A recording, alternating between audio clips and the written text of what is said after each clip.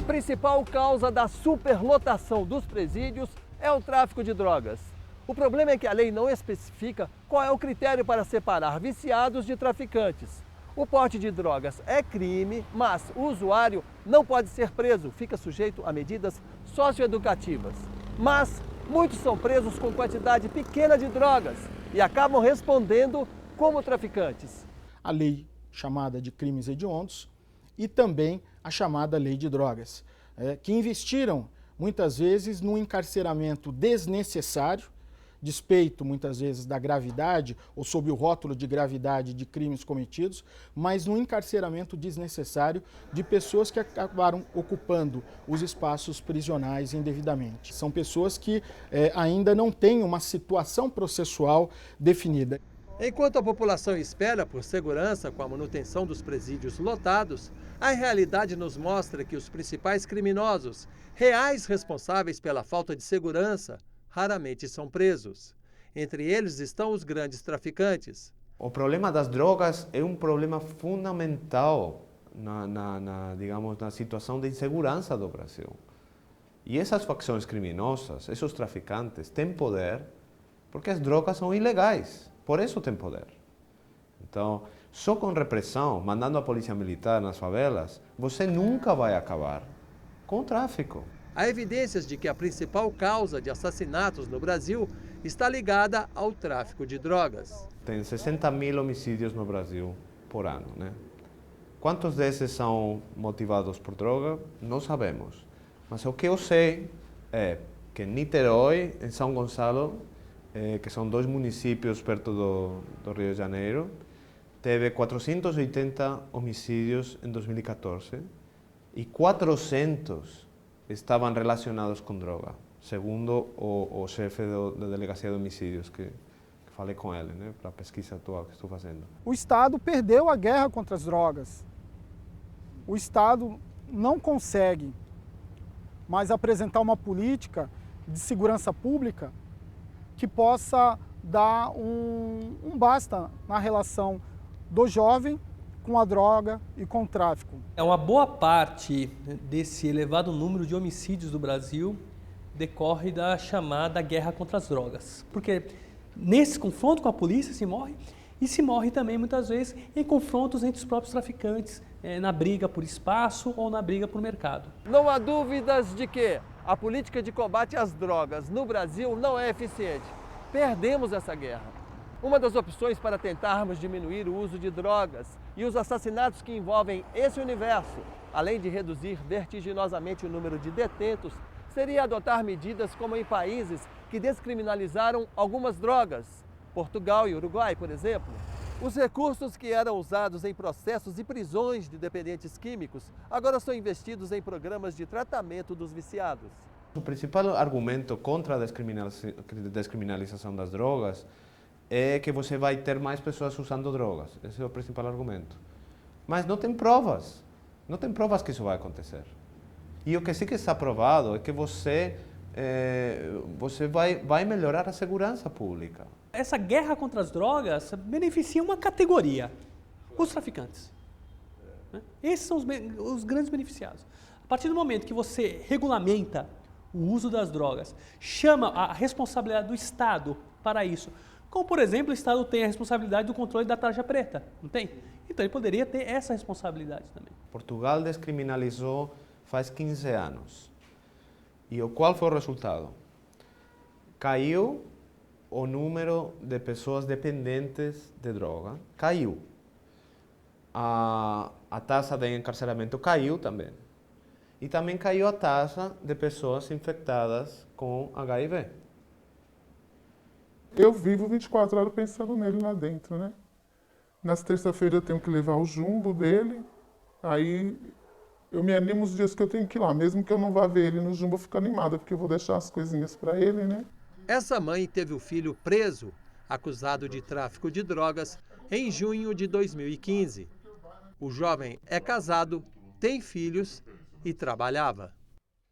Ele estava no bar assistindo um jogo do Corinthians, e aí chegaram os policiais da Ronda, o pessoal fala que era da Ronda Escolar, aí mandou fechar o bar, mandou os dois rapazes embora e ficaram com ele. Algemaram ele, só que meu filho não aceitou ser algemado porque ele não estava fazendo nada. Aí bateram muito no meu filho. E aí começaram a chegar os vizinhos, falar que ele foi forjado. O filho dela contou que, quando chegou à delegacia, recebeu uma proposta de suborno. Eu não estou bem certa se foi o delegado ou se foi os policiais que pediram R$2.000 para ele. Ele falou que não tinha. Aí ele falou que simplesmente ficou sabendo lá dentro que tinha droga e assinou. Mandaram ele assinar, ele assinou. O jovem ficou 20 dias preso sem ser ouvido por um juiz. Hoje ele já foi julgado, mas a sentença ainda não saiu. Você imagina como vai ser a filha do seu menino quando ele sair? Vai ser mais difícil. Ele mesmo já falou que ele vai ficar fechado o resto da vida dele como traficante. E ele está com medo de sair lá de dentro para trabalhar, estudar. Ele falou, mãe, eu vou sofrer mais humilhação aí fora do que aqui dentro. Porque as pessoas vão perguntar o que aconteceu, eu vou ter que falar. E vai ser difícil para mim criar meus 2 filhos. Além de a detenção preventiva ser questionada em muitos casos, o custo dela é muito alto. Segundo o Instituto Sou da Paz, em 2013, no Rio de Janeiro, 7.734 pessoas ficaram presas sem julgamento, em média por 101 dias. 19% foram condenadas ao regime fechado. 16% apenas alternativas. 10% foram absolvidos. 54% foram detidos injustamente. A manutenção desses presos custou ao Estado 45 milhões de reais, dinheiro suficiente para construir 873 casas populares, 76 postos de saúde. Qual foi o gasto do sistema prisional do Brasil em 2015?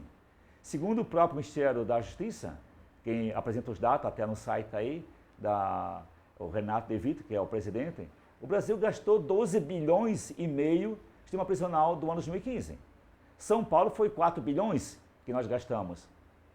Agora eu pergunto para vocês, e o resultado disso? Quais foram os benefícios para a sociedade em 12 bilhões e meio? Que retorno de tranquilidade e segurança a sociedade brasileira teve com esses 12 bilhões e meio gastos? Mas os gastos podem ser ainda maiores com a ideia de se terceirizar ou privatizar os serviços dos presídios através de cogestão, participação público-privada, a PPP, ou terceirização. É a proposta de um deputado, pois também no Senado, para aprovação, porque não tem uma lei que permite ainda privatizar no Brasil. O que tem ainda é inconstitucional. Então, para ser aprovado. Baseado no modelo americano, no modelo da França. Que são os Estados Unidos começou a privatizar e disparou. Tornou-se o país que tem o maior número de encarceramento. É 100% de lucro. Se custa 1.300, 1.350, eles recebem 2.700, é 100% de lucro. Qual negócio você faz na sua vida hoje que tem 100% de lucro? A indústria da prisão é um grande negócio. No sistema público, o preso custa, em média, R$ 1.500 por mês. Em Ribeirão das Neves, Minas Gerais, com serviços privatizados, o custo é de R$ 2.500. Um dos motivos que levaram à alta da violência em Pedrinhas, no Maranhão, foi a terceirização dos serviços.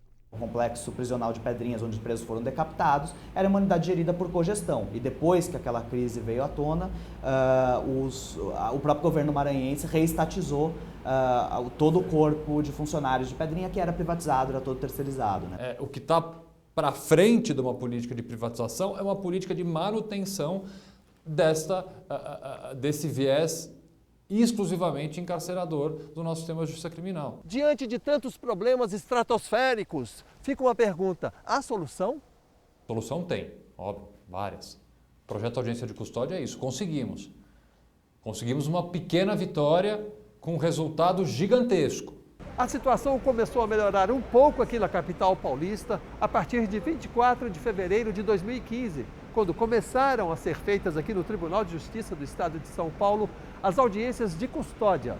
Uma vez por mês o senhor vem aqui no fórum dizer onde está trabalhando, onde está morando. Esse momento também é muito importante porque a pessoa que é presa pode denunciar se foi torturada ou maltratada. Em todas as comarcas do Brasil terão que funcionar as audiências de custódia. Hoje, elas estão implantadas em todas as capitais do país e em todos os tribunais regionais federais. Na verdade, o objetivo fundamental da audiência de custódia é verificar a necessidade daquela prisão cautelar. Dessa massa de 620, ou mais de 620 mil presos que nós temos, eu posso dizer seguramente aos senhores que 80%, 85% são de pessoas recuperáveis.